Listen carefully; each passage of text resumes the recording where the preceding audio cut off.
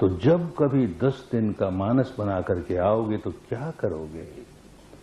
कोई संप्रदाय की बात नहीं, एक संप्रदाय से दूसरे संप्रदाय में दीक्षित होने की कोई जरूरत नहीं।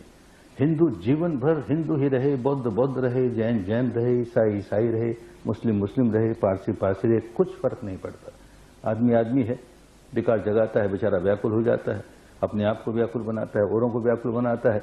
ये विद्या सीखता है तो जितने जितने विकार निकले उतना उतना सुखी हो गया, शांत हो गया, सारे निकाल लिए, अधिक शांत हो गया, पूरी तरह शांत हो गया, सुखी हो गया।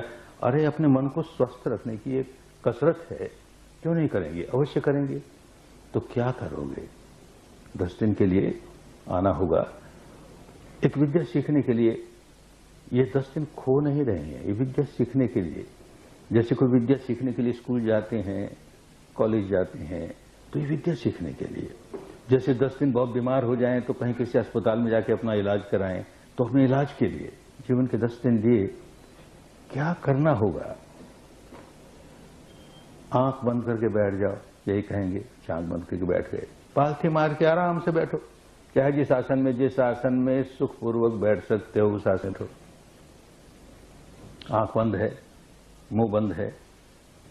अब अपने बारे में क्या सच्चाई प्रकट हो रही है? एक ही बात, अपने बारे में क्या सच्चाई प्रकट हो रही है? किम सचियारा हो भी क्षण प्रतिक्षण, इस क्षण ये सच्चाई, अगला क्षण आते ये सच्चाई, अगला क्षण यो क्षण प्रतिक्षण, moment to moment, moment to moment, जो रियलिटी है उसको ऑब्जर्व कर रहे हैं।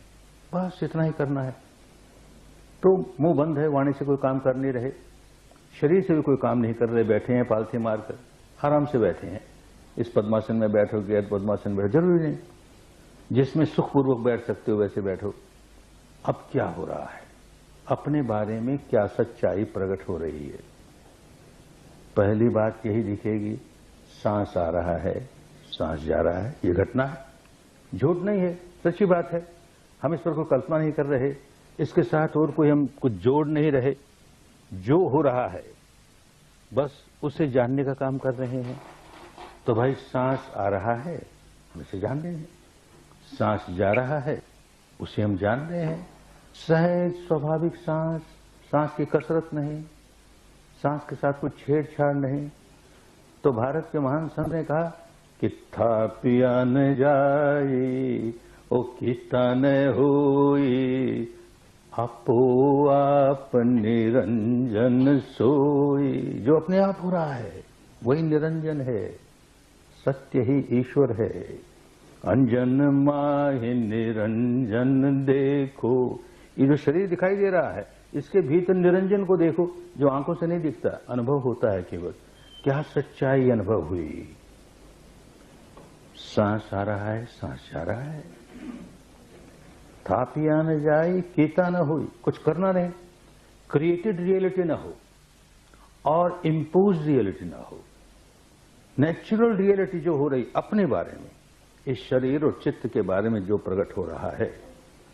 तो सांस प्रकट हो रहा है, गहरा है तो जानते हैं गहरा है, छिछला है तो जानते हैं छिछला है, बाईं से गुजर रहा है तो जानते हैं बाईं से गुजर रहा है, दाहिने से गुजरता है जानते हैं बाएं से गुजर रहा है। कुछ नहीं चेंज नहीं करेंगे, कोई परिवर्तन नहीं करेंगे। प्राणायाम बिल्कुल भिन्न है, वहां पर हमें रेगुलेट करना पड़ता है ब्रेथ को, ये बिल्कुल भिन्न। प्राणायाम के अपने लाभ होते हैं, उसकी निंदा नहीं, ये बिल्कुल भिन्न रास्ता। इसमें हम अपनी वो फैकल्टी बढ़ा रहे हैं जो ऑब्जर्वेशन की, ऑब्जेक्टिव ऑब्जर्वेशन, को रिएक्ट नहीं कर रहे हैं, जो है जैसा है यथाभूत, आपको आप जो हो रहा है देखना शुरू किया। एक दिन बीते, 2 दिन बीते, बड़ी कठिन काम है। बात तो बड़ी सरल है, कुछ नहीं करना, अपने मन को यहां लगा दिया। अरे बाबा काम कुछ नहीं करना, केवल सांस आता है उसे जानना है, सांस जाता है उसे जान, इससे बढ़कर और क्या आसानी होगी? इतना आसान काम। जब आओगे तो देखोगे कि 2 सांस भी नहीं देख पाया कि मन वो भागा, 2 सांस भी नहीं देख पाए मन वो भागा, तो व्याकुल नहीं होगे, सच्चाई को स्वीकार करोगे। अच्छा मेरा मन भागा, फिर काम में लग गए, मेरा मन भागा, फिर काम में लग गए।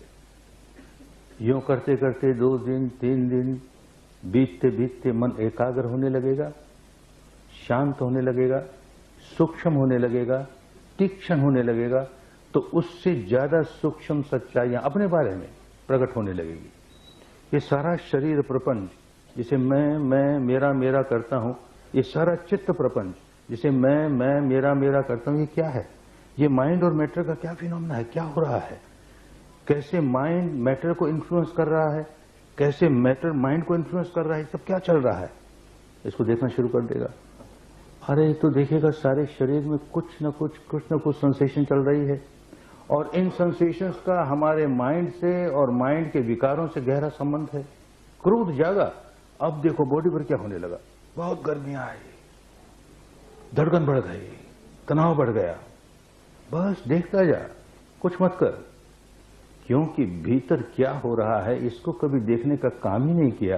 तो होता यह है कि क्रोध आया, जिस व्यक्ति पर क्रोध आया, जिस घटना पर क्रोध आया, हमारा इंटेलेक्ट, हमारा कॉन्शियस माइंड वही चिंतन कर रहा है, उसने ऐसा कह दिया, उसने ऐसा कर दिया, और क्रोध घोर बढ़ाता है। हम उसके बाहर नहीं निकल रहे। भीतर क्या हो रहा है इसको देखा नहीं। इस विद्या से भीतर क्या हुआ, घटना बाहर घटी, मुझे क्रोध आया, क्रोध आने पर भीतर क्या होने लगा, ओ ये बेचैनी, इतनी व्याकुलता ये होने लगी। अब इसको देखता है, केवल रिएक्ट नहीं कर रहा। होता यह है कि जब नहीं भीतर देखता तो जो भीतर बेचैनी उठी क्रोध की वजह से, उस बेचैनी की वजह से और क्रोध करता है, और क्रोध करता है, और बेचैनी बढ़ती है, और बेचैनी बढ़ती है, और क्रोध करता है। विशेष सर्कल चल पड़ा, और घंटों सुलगता है उसमें, घंटों व्याकुल रहता है। कैसे तोड़े इस विशेष सर्कल को? तो हमारे देश के महापुरुषों ने यह रास्ता बताया, उसे देख, जैसा है वैसे देख। ये क्रोध जागते ही तेरे भीतर ये हुआ, वासना जागते ये हुआ, अहंकार जागते ये हुआ, भय जागते ये हुआ। शरीर पर कोई ना कोई सेंसेशन, कोई ना कोई अनुभूति होगी, बस उसे देखता जा, देखता जा। कितनी देर रहता है? अरे अनंत काल तक रहने वाला नहीं है।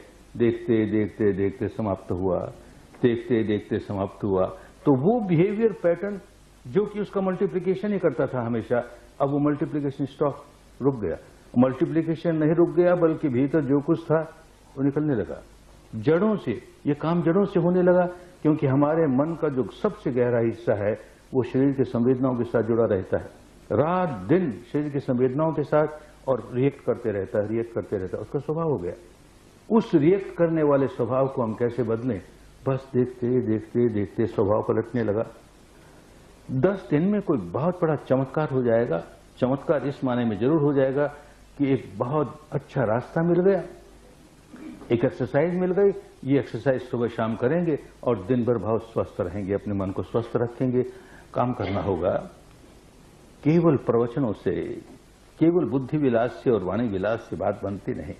अपने यहां धर्म को कहा, धारण करे सुधर्म। तो धारण करने के लिए हमें ये विद्या सीखनी पड़ेगी, और ये विद्या सीखने के लिए जीवन के 10 दिन देने होंगे।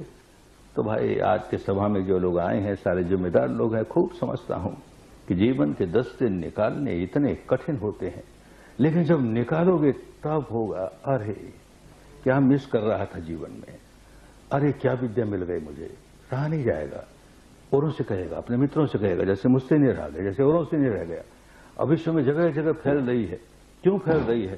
साइंटिफिक है, प्रैग्मेटिक है, रैशनल है, अंधविश्वास नहीं है, रिजल्ट ओरिएंटेड है, एक्शन ओरिएंटेड है, काम कराती है, रिजल्ट देती है। जितना काम करेंगे उतना रिजल्ट आएगा। तो भाई अपने जीवन के 10 दिन निकालो अपने भले के लिए, अपने कल्याण के लिए, ताकि अपना जो काम धंधा कर रहे हैं, जो जिम्मेदारियां सिर पर हैं, उनको ज्यादा अच्छी तरह से निभा सकें। काम करने की शक्ति बढ़े और काम करने में सफलता आए। न हम व्याकुल हों, न किसी औरों को व्याकुल होने दें। हम किसी की व्याकुलता का कारण न बन जाए, न अपनी व्याकुलता का कारण, न औरों की व्याकुलता का कारण। जीवन सुख शांति से भर जाए। काम करना होता है, इसके लिए अभ्यास करना होता है। जो आज की सभा में आए हैं, मैं विश्वास करूं कि इस विद्या को आजमाने के लिए अपने जीवन के 10 दिन दें और देखें। खूब मंगल होगा, खूब कल्याण होगा।